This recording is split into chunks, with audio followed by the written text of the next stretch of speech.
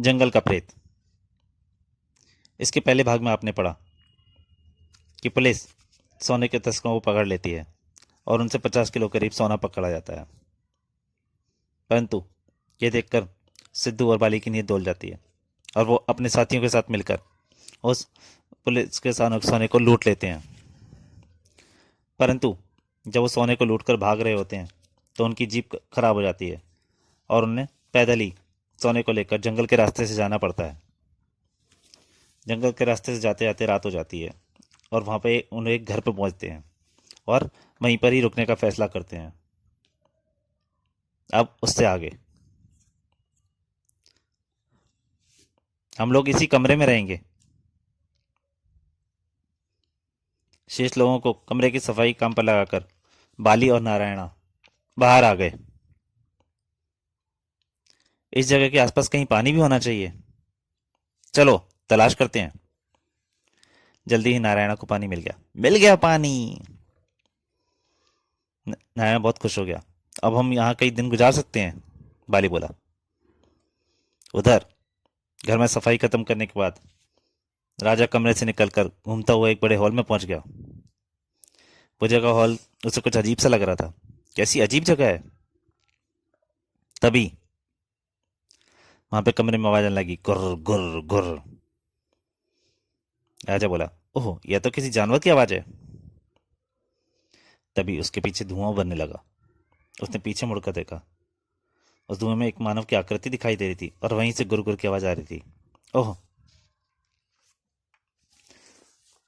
तभी वो आकृति जो थी आदमी की आकृति एक भेड़िए की आकृति में बदल गई। मानव भेड़िया, जिसका चेहरा भेड़िए जैसा था, बाकी शरीर मानव जैसा था। वो जोर से हंसा, हा हा हा हा हा। फिर वो एक गुर्रा, गुर्र गुर्र। उसे देखकर राजा के मुंह से चीख निकल गई, ई। जोर से राजा जोर से चिल्लाया, बचाओ। उसकी चीखें सुनकर बाकी सब दौड़े। क्या हुआ राजा। बाकी सब दौड़ के आए। क्या बात है राजा।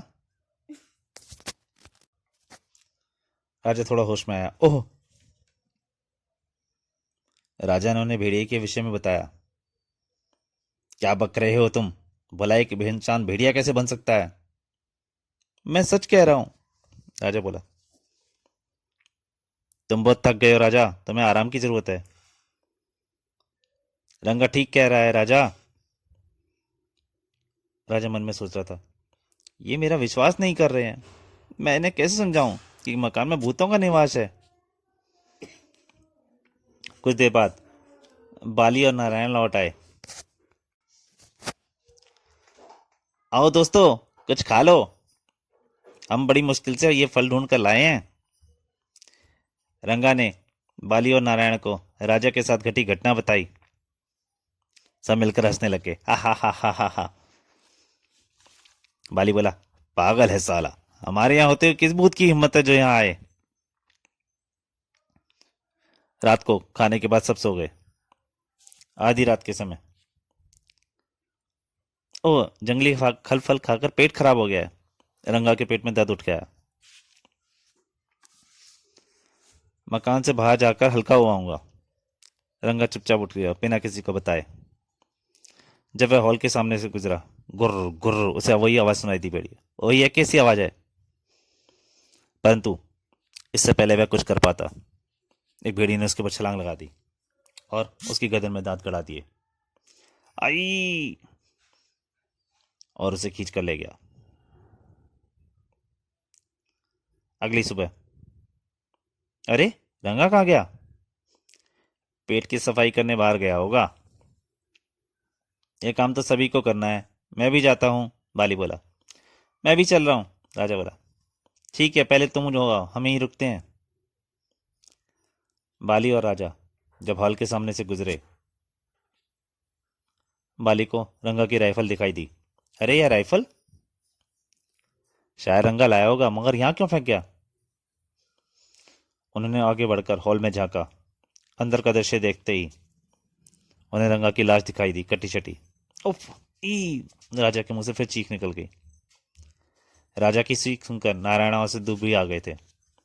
ओहो, ओ, वो भी देखकर चौंक गए।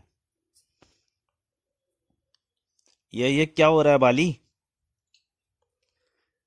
राजा तुरंत बोला, यह उसी भेड़िया काम है, मैं अब भी कहता हूँ इस मकान में भूत रहते हैं। बाली बोला, बकवास, यह जरूर किसी जंगली जानवर का काम है। तो हमें उस जानवर को तलाश करके खत्म कर देना चाहिए। फिर सब उस जंगली जानवर की तलाश में लग गए। शायद यहां छुपाओ। तभी एक भेड़िया झाड़ियों के पीछे से निकल कर भागा। बाली ने उसको देख लिया। धाए, सिद्धू ने उसका निशान लगाया था। गोली की आवाज सुनकर सब लोग दौड़कर वहां आए। क्या हुआ सिद्धू? मैंने उस दरिंदे को मार दिया है। बाली बोला, चलो किस्सा खत्म हुआ। यह वह मानव भेड़िया नहीं है, राजा मन में सोच रहा था। रंगा, उस भेड़िए को दफनाने के बाद बाली और नायर शिकार को निकले। एक हिरन मिल जाए तो कल तक के खाने का जुगाड़ हो जाएगा। दोस्तों, ये कहानी अभी जारी है।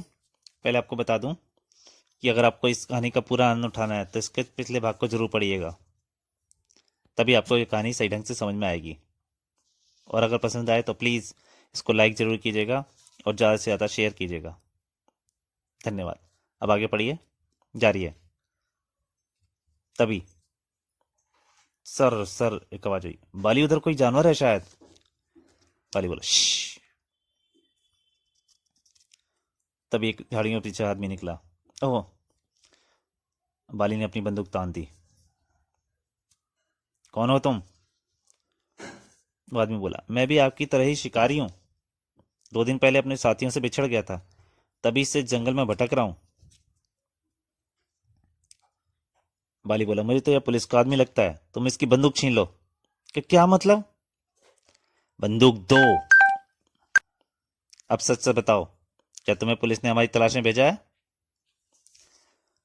पुलिस? नहीं भाई, मैं तो सचमुच शिकारी हूँ। मेरा नाम रमेश है। प्लीज मुझे इस जंगल से बाहर निकलने का रास्ता बता दो। इस जंगल से तो अब तू हमारे चाहने पर ही बाहर निकल सकेगा। हाँ, अब तुझे हमारी कैद में रहना होगा। रमेश को पकड़ मैं मकान के पर ले आए और अपने बेल्ट से उसके हाथ पांव बांध दिए।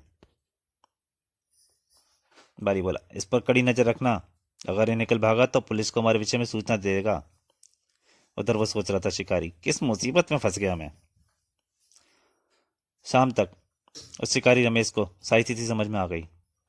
इन्हें किसी तरह से विश्वास दिलाना होगा कि मैं इनका दुश्मन नहीं हूं।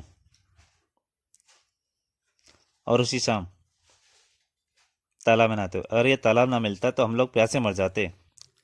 ठीक कहते हो। तभी उन्हें हिरन दिखाई दिया। अरे वह देखो, हिरन। हिरन ने दौड़ लगा दी उनको देख के। अरे भाग गया, मैं भी उसे मार कर लाता हूँ, जरा होशियारी से। तो दोस्तों, इस भाग में इतना ही। तब तक आगे के लिए थोड़ा सा इंतजार करें। धन्यवाद।